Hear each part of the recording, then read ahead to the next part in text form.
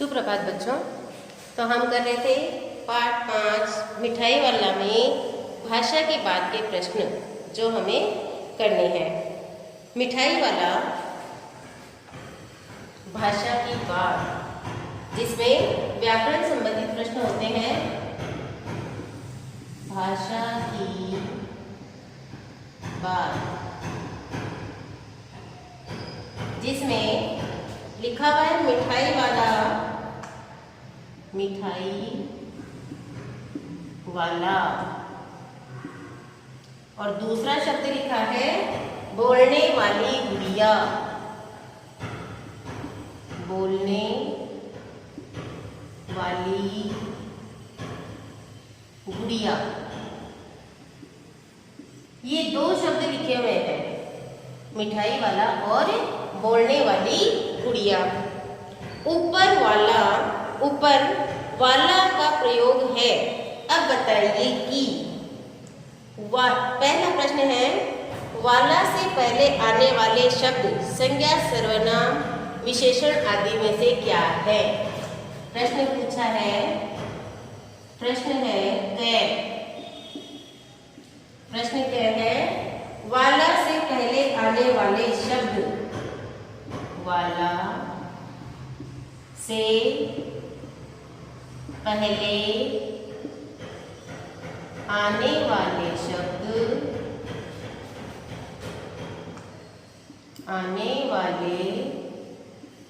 शब्द, संज्ञा, सर्वनाम, विशेषण आदि में से क्या है? संज्ञा, सर्वनाम,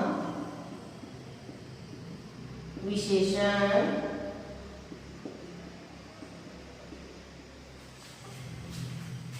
आदि में से क्या है? आदि में से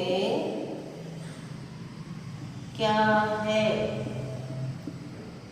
तो देखिए, वाला, ये शब्द है वाला, ठीक है। इससे पहले क्या शब्द आ रहा है? मिठाई। मिठाई क्या है? मिठाई शब्द एक संज्ञा शब्द है, ठीक है। यहाँ वाली में इससे पहले क्या शब्द आ रहा है? बोलने वाली। तो बोलना क्या है? बोलना एक क्रिया है। अब लिखेंगे अपन मिठाई शब्द एक संज्ञा शब्द है, एक संज्ञा है, तथा बोलना एक क्रिया है, तथा बोलने वाली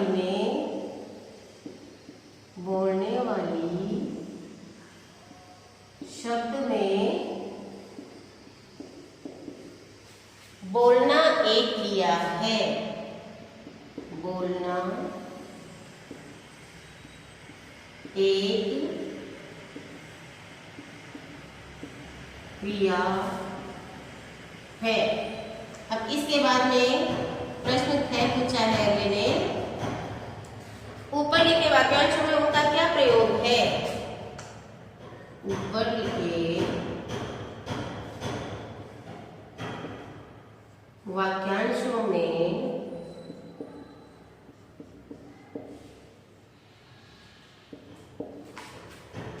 उनका क्या प्रयोग है?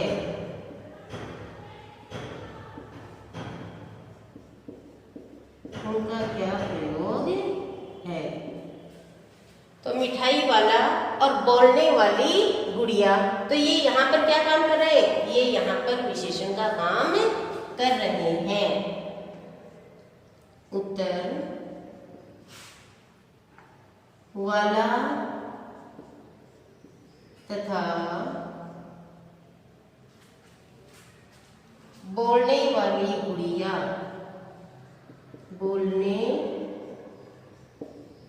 वाली शब्द गुड़िया की विशेषता बता रहा है,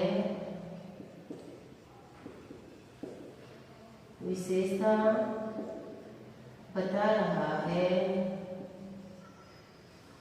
अतः ये शब्द यहाँ विशेषण है, विशेषण है। मिठाई वाला और बोलने वाली शब्द, ये जो शब्द है मिठाई वाला में, तो ये मिठाई वाले की विशेषता बता रहा है, वो मिठाई बेच रहा है। और बोलने वाली गुड़िया, जो गुड़िया की विशेषता बता रहा है, तो ये शब्द यहाँ पर विशेषण शब्द है। तो ये यहाँ पर हमारा पहला प्रश्न भाषा की बात का हुआ। अब दूसरा प्रश्न देखिए। अच्छा, मुझे ज्यादा वक्त नहीं, जल्दी से 2 ठो निकाल दो। 2 ठो, देखिए यहाँ पर लिखा हुआ है 2 ठो। 2 एक संख्यावाची शब्द है और इसके बाद में ठो शब्द का यहाँ पर प्रयोग हुआ है। उपयुक्त वाक्य में ठो के प्रयोग की ओर ध्यान दीजिए। पूर्वी उत्तर प्रदेश और बिहार की भाषाओं में इस शब्द का प्रयोग संख्यावाची शब्द के साथ होता है। 1 ठो, 2 ठो, 3 ठो, इस तरीके से इस शब्द ठो शब्द का प्रयोग किया जाता है। जैसे भोजपुरी में 1 ठो लइका, 4 ठे आलू, 3 थे बटुली, ऐसे शब्दों का प्रयोग भारत की कई अन्य भाषाओं और बोलियों में भी किया जाता है। तो ये सिर्फ अपने को पढ़ने के लिए है, इसको आपको नोटबुक में नहीं करना है। तो इस तरीके से ये हमारे भाषा की बात का ये प्रश्न आपका पूरा हुआ।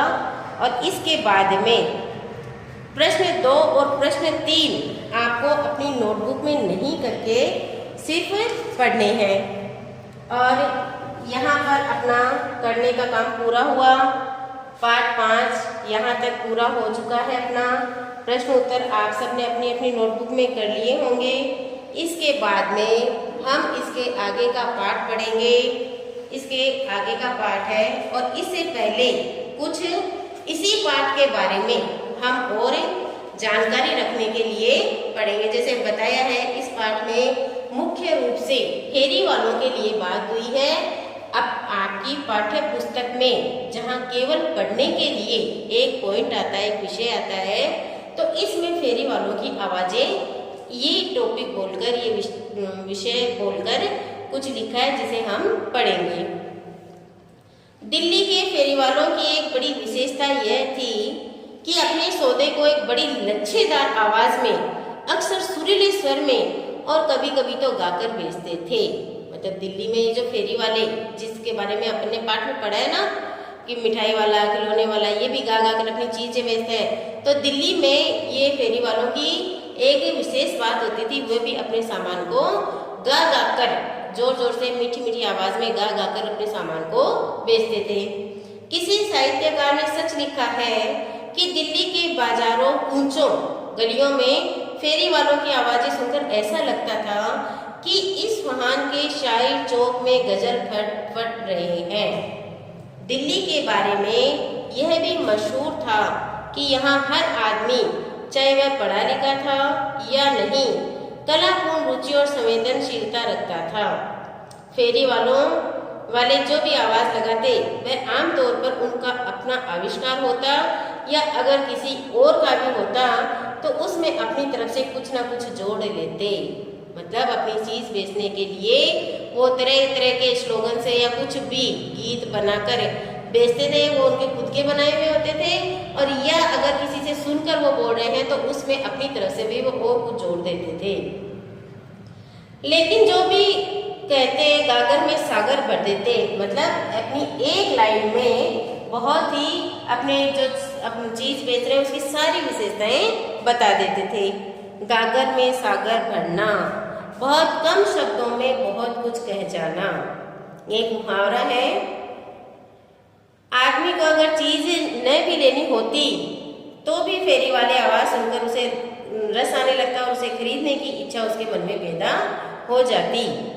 फेरी वाले को गाकर अपने सौदे को बेचने का रिवाज मुगलों के जमाने में शाहजहां के काल से शुरू हुआ। शाहजहां की इच्छा थी कि फेरे वाले उसकी नई राजधानी शाहजहानाबाद में अपनी चीज़ों को साफ और ऊंची आवाज़ में बेचें, ताकि घर की औरतें अपने घरों की ड्योढ़ी, मतलब जो ऊपर का छज्जा होता है या मेन गेट होता है, ड्योढ़ी पर जरूरत की चीज़ें खरीद सकें और फेरी वाले तथा राह चलते लोग उन्हें देख न सकें।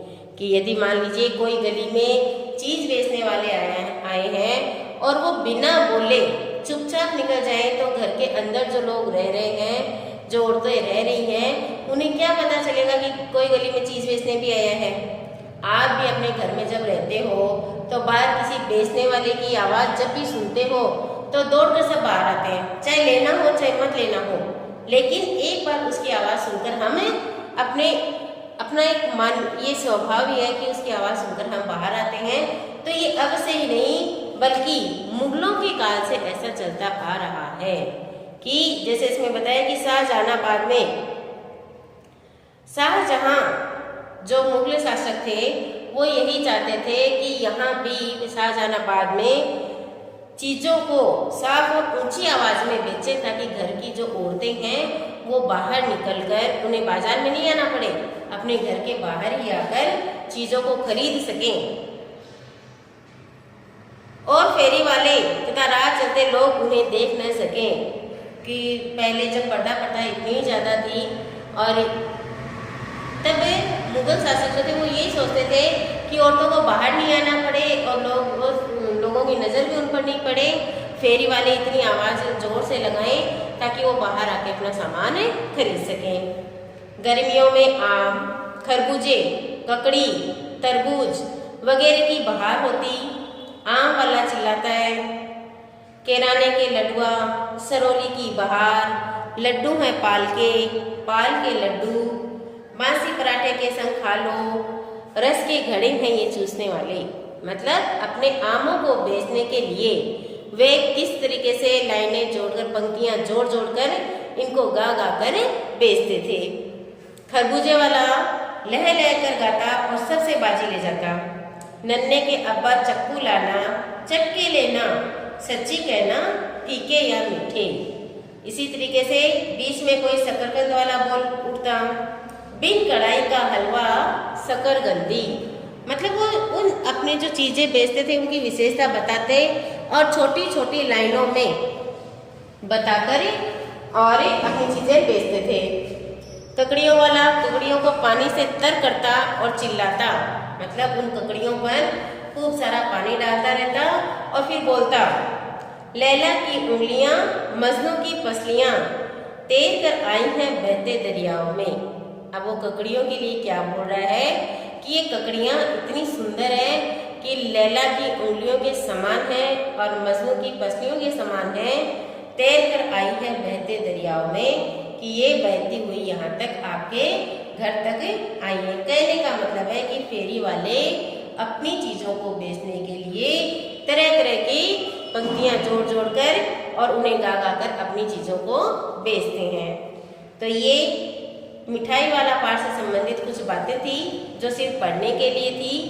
इसके बाद में हमारा पाठ 6 आता है, रक्त और हमारा शरीर। तो इस पाठ में हम अपने शरीर में जो रक्त बहता है उसके बारे में पढ़ेंगे।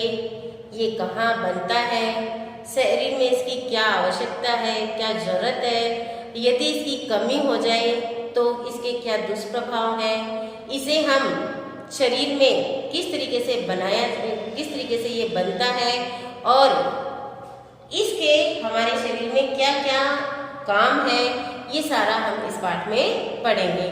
तो मेरी आपसे यही बात मैं आपको बच्चों बताना चाहूँगी कि किसी भी पाठ का या किसी भी प्रश्न उत्तर का वीडियो देखने से पहले यदि आप अपनी पुस्तक में उस पाठ को पढ़ोगे तो आपको पाठ बहुत ही अच्छे से समझ में भी आएगा और कोई दिक्कत भी नहीं आएगी। एक बार रीडिंग आपको खुद से लगानी ही होगी।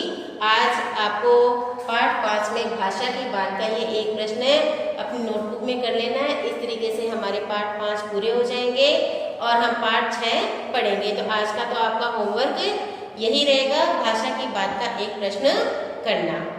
धन्यवाद।